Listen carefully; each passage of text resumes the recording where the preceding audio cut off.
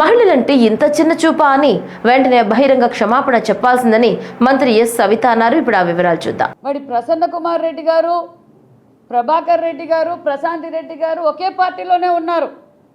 గతంలో 10 సంవత్సరాలుగా ఆయన రాజ్యసభ మెంబర్గా ఉన్నారు. మరి ఈవిడ కూడా, మరి ప్రశాంతి రెడ్డి గారు కూడా టీటీడీ బోర్డు మెంబర్గా పనిచేశారు. అప్పుడు ప్రసన్న కుమార్ రెడ్డి గారికి కనిపించలేదా? అప్పుడు ఆమెను విమర్శించడం లేదా?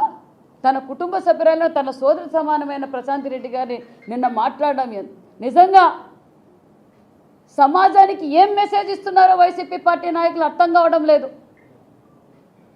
మహిళలపైన ఎందుకు ఇంత ద్వేషం? మొన్నటి రోజేమో అమరావతి రైతులపైన విమర్శిస్తారు, నోటికొచ్చింది మాట్లాడుతున్నారు.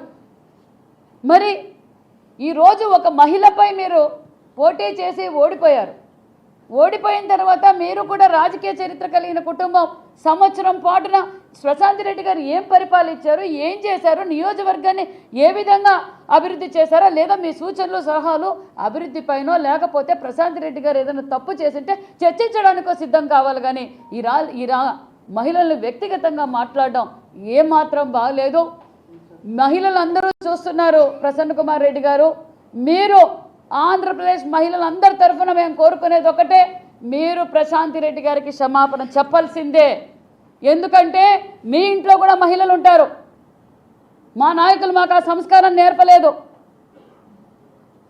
మీ నాయకుడేమో డ్రైవర్ని కార్ కింద తొక్కించుకుంటా పోతే మీరు పట్టించుకోరు, రెచ్చగొడుతున్నారు ప్రజలందరినీ, రప నరకాలంటారు.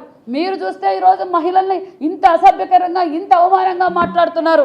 ఇది మీ పార్టీ లక్ష్యమా? మీ మేనిఫెస్టోలో ఏమన్నా మహిళలపై ఈ విధంగా మాట్లాడాలనుకుంటున్నారా? మార్చుకోండి.